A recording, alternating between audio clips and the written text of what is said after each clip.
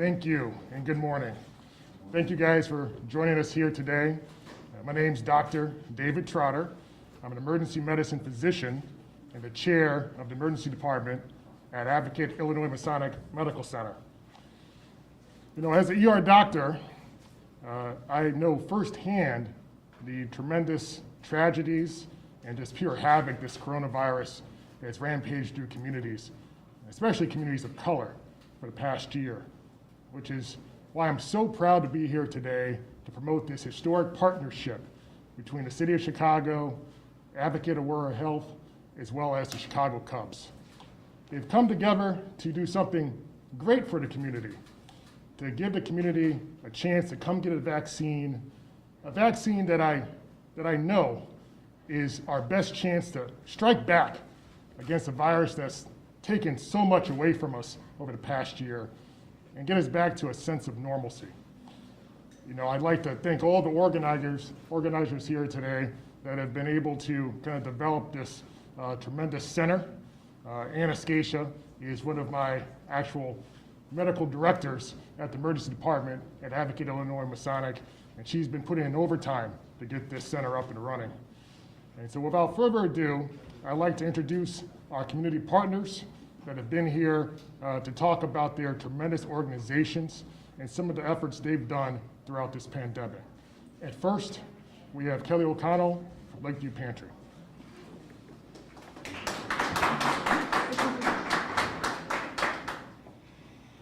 Hi, good morning. I'm excited to be here again. This is our second tour during the pandemic with the Chicago Cubs.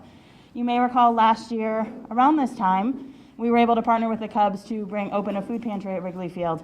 Since then, we've served about 175,000 people impacted by the pandemic and the economic fallout from there. We're excited to be back now to be able to connect our clients to a really important vaccine so that we can all move past this pandemic. At Lakeview Pantry, we think about at Lakeview Pantry, our motto is food for today and hope for tomorrow. And this partnership with Advocate and the Cubs really allows us to lean into that hope for tomorrow. So far, we've connected about 300 clients to a vaccine opportunity, and we're going to continue to call. We have about 5 or 6 volunteers calling every day for the next several weeks to make sure people can get connected. So I just want to give a big shout out again to Advocate and the Cubs for making it easy for people to connect to a vaccine in their own community or at Wrigley Field. The next thing I want to do is introduce James Rudick, Executive Director of the Northwest Side Housing Center. Thank you.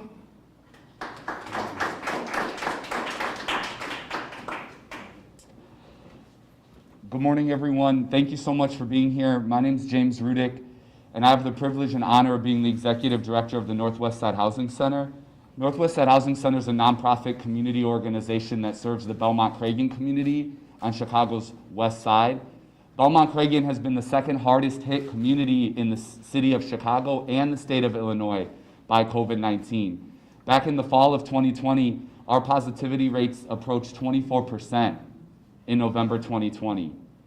With a community that was so hard hit by COVID-19, we've been fortunate to be part of the City of Chicago's Protect Chicago Plus program. Before Protect Chicago Plus, it was something like 4% of our community had access to vaccines. As a result of our 8-week clinic, we gave over 10,000 vaccinations, and that percentage increased to almost 20%, over a 300% increase in community members vaccinated. Now that 8-week clinic is over, what we're seeing is that our community again is falling behind in terms of vaccinations.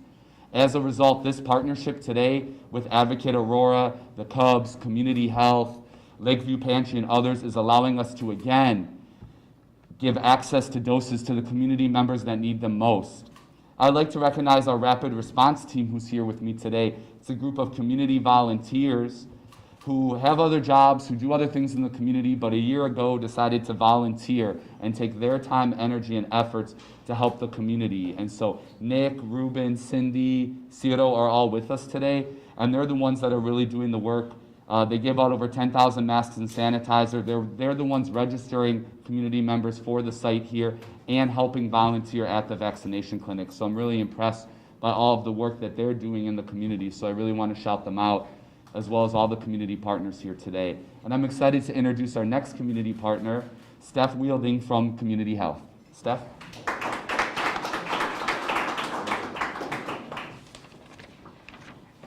Good morning. I'm Steph Wilding, and I'm the CEO at Community Health. I'm incredibly grateful to be standing up here today alongside James, Kelly, alongside Advocate Aurora Health, the Cubs, and the City of Chicago. Community Health is the nation's largest volunteer-based free health center. Located on the west side of Chicago, we serve more than 8,000 uninsured adults who come from every single zip code across this great city in order to get their care at Community Health. At our organization, our patients can access primary care, specialty care, behavioral health services, dental services, and medication at no cost to the individual. Our patients are mostly immigrants, and the vast majority of them are also essential workers. These are the communities that have been hardest hit by the pandemic. In Chicago, about a third of all COVID cases have been in the Latinx community, which is the primary demographic served by Community Health. And we saw this impact firsthand at our own health center, right on the ground with our own testing.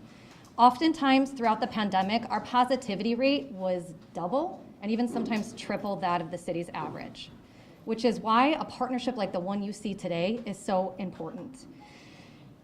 Essential workers, like the patients Community Health serves, are the heartbeat of this great city. And ensuring that they have access to the vaccine is, in many locations as possible, is absolutely critical. That is why the partnership today with Advocate Aurora, the Cubs, the City of Chicago, and Community Health and other community partners is so incredible.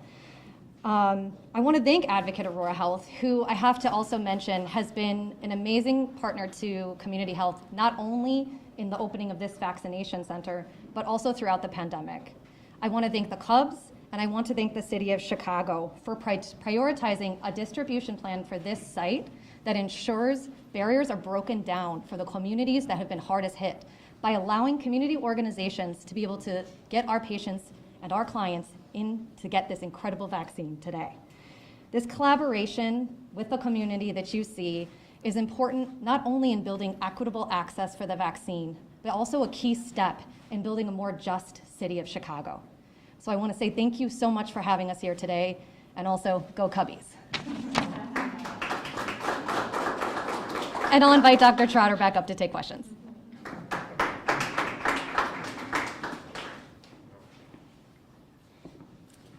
Those are some fantastic organizations. And this would be our chance if there's any questions. And I'd also, of course, like to give you guys a chance to see the process in action. And we actually do have some members who will be receiving the vaccination here today. So if there's any questions, this will be the time. Dr. Carter, if I can ask, let's talk about equity. Have we made any kind of ground from the beginning of this pandemic to now? Is the word getting out? Are community residents who are hesitant turning the corner and deciding to get the vaccine? Well, I'd say these are the type of events that need to continue to occur to get the word out. One of the major factors of the coronavirus rampaging through communities of color is just access to health care. And these type of centers give you the access to get that vaccine and make it much more equitable. And so that's why I'm so proud to be here today to promote this partnership that allow that access to be much easier and get more vaccines to more patients. How many Yes. folks of color do you anticipate percentage-wise coming through here, given the location and the lack of parking and so forth? Well, we're very fortunate to be kind of in the center of some great public transportation here. So we do have the capacity to take 1,500 patients a day. And as I was just hearing, it's already reached that capacity very quickly. It's the hottest ticket in town to get a vaccine here. And I do believe that's going to continue to be the case. And this location, which everyone knows, the Cubs play here, will be pretty easy to get here and give the community a better chance to get that vaccine. And how long will this facility be open? What's the... Well, I think I'd leave that question up to the partnership organizers here, but I do know they have really invested in giving the community access to the vaccine. The most likely will be open as long as the community needs it. And how many doses a day? Is it still 2,000 or is it less than that? Well, we're looking at 1,500 to 2,000. That has been the capacity, and we've already reached that go pretty quickly here, and will continue to do so as the hope is. How many days a week are you gonna be operating? Well, I think for those type of questions, I may actually give Anastasia the floor if she'd like to give a little bit more specifics, but I do know we're offering 4 days a week. 4 days? And it is Pfizer? It's Pfizer right now, that's correct. Will people be able to get their second dose here? They will be able to get that second dose here, yes. What's one of the ways that you try and help bridge that digital divide with access and equity in terms of finding a vaccine? What are some good methods of reaching out to the community? Well, I do believe the media gives us one of the best avenues to reach out to community. I also know there's been lots of investment into digital platforms to make this vaccine more equitable to all people. I'm gonna ask you this question as a doctor, as a physician. Yes. Who's seeing patients. Are your patients of color telling you, I feel a little bit better getting the vaccine, I want to now get the vaccine? Are we making headway? Well, I'll tell you, my own mother, I was very hesitant to get the vaccine at first. And, with these type of studies that have shown the vaccine to be safe and effective, I made headway with her. So she did get her vaccine, and she's already got her second dose. And that kind of proves that this type of messaging does work. The vaccine is safe, it's effective, and needs to get to as many people as possible. The city said that young adults are kind of driving the spike in cases around this area in Chicago. Do you think that a site like this will help reach young adults in getting them vaccinated? Well, as the chair of the emergency department at Masonic, young adults are all over this place. We see them quite a bit after some of the events here. So yes, I 100% believe that this location is perfect for young adults to come, get vaccinated, and really help to get us closer to a sense of normalcy. At this time, are there any appointments available for this site? If not, when those will be available again? You know what, Dr. Trotter is not, this is, here, I'll let Anna, who is our main guru, who's doing a lot of the organizing. She can Please, Anna. Oh, no problem at all. Thank you. Hi, everyone. Anna, do you mind just saying your name and what your Sure. title is? My name is Anastasia. I'm the director for the Emergency Department Trauma EMS at Advocate Illinois Masonic Medical Center, and currently I'm helping run the operations here at Wrigley in partnership with Advocate and the Cubs. Are there appointments available at this time for this site? Currently, we are fully booked. We've had such popularity with this site, as Dr. Trotter had stated, so we have all of our slots are now filled. What do you mean fully booked, for the week or for? We open up slots for a certain time period, a week to 2 weeks. We're basing it on the city's allocation of our vaccine. We are anticipating to get additional allocation in the next weeks so that we will be able to increase slots. I'm confused. You're fully booked through this week? Or Yes, we are. Mhm. And beyond that? Currently, with our schedule that we have now, yes, we are booked. We are, however, anticipating more vaccine, so we will be opening additional slots. So you're booked this week and next week? Yes. And when will those spots open up? Is that a daily thing people should be checking? They should be encouraged to check daily all the sites throughout the city if there's open available appointments. But our available appointments are just as we get allocation. Let me just jump in here. Hi, Russ Hins, I'm with the Advocate, great partner with Anna. Yes, sorry, Russ Hins, the Advocate of Aurora Health, working with Anna and the team. We will be opening appointments for next week, tomorrow morning at 9 a.m. on the city's website. So we are all vaccine dependent in terms of the number of appointments we can open. So we're going to try to open them as early as possible, but next week's appointments will open tomorrow. Tomorrow at 9 a.m., people can start booking appointments for next week. Correct. Okay.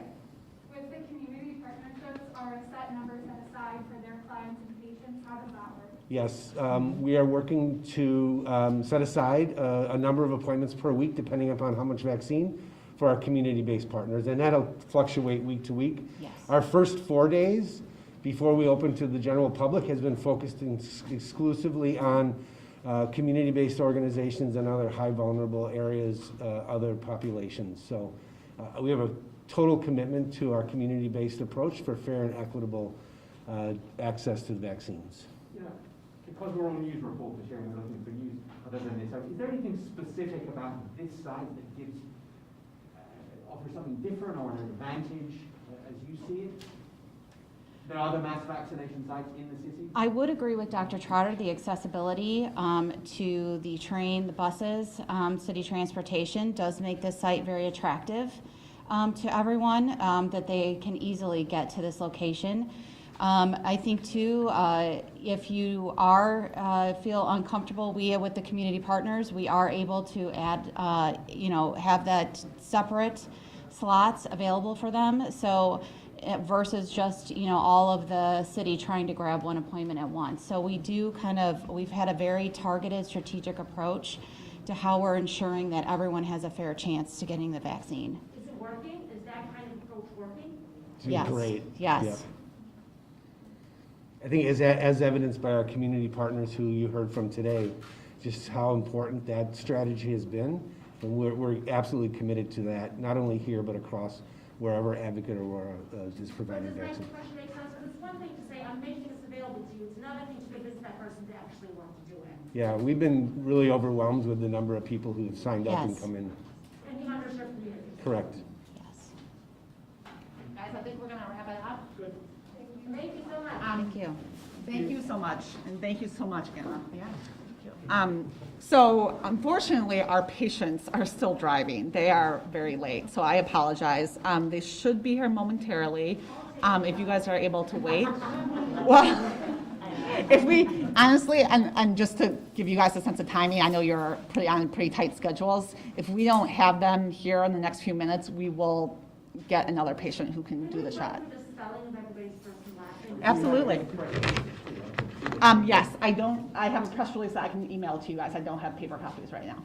So, What is the everybody's spelling? okay, so I'm just going to read the full names of everyone. So Dr. David Trotter, David Trotter. He is the chair of emergency medicine at Advocate, Illinois Masonic Medical Center, which is located just a few blocks from here. The second speaker was Kelly O'Connell. Her first name is Kellie. Last name O'Connell, O''C, capital CONNELL. She is the CEO of Lakeview Pantry. Lakeview Pantry is a food distributor. I'll send you the release if you need more details. It serves the entire city. The next speaker is James, and I apologize. I'm not sure I know how to pronounce his last name, but his first name is James. Last name is RUD as in dog, YK. James can tell you. Rudick. RUDYK. He is the executive director of the Northwest Side Housing Center in the Belmont-Cragen neighborhood. And the final partner speaker was Stephanie, S-T as in Tom, E-P-H-A-N-I-E, Wilding, W-I-L-L-D-I-N-G, and she is the CEO of Community Health. Community Health is all one word. It's the largest volunteer-based free health clinic in the country, and it's based on the West Side. And who are the other two? The lady with the... Anna Scacha, did I say your last name right? Scacha, I'm so sorry. A-N-N-A, last name S-C-A-C-C-I-A. She, Anna, why don't you tell me your full title? She is... A lot of stuff. In charge. Yeah, she's in charge of the she's the boss. Director for the emergency department, trauma services, emergency medical services, and inpatient behavioral health. Oh my goodness, okay. Did you guys get that? Do you want me to say it? I'm sorry? At Advocate, Illinois Masonic Medical Center. And she is kind of the manager of this site. She is helping direct this site. And the final gentleman, his name is Russ, R-U-S-S, Hines, H-I-N-Z. Let's see if I get his title right. He is Vice President of Strategic Partnerships, is that right? With Advocate Aurora Health. All right, thank you. Oh my goodness, no, thank you. You get going and we will figure out our vaccinations right now.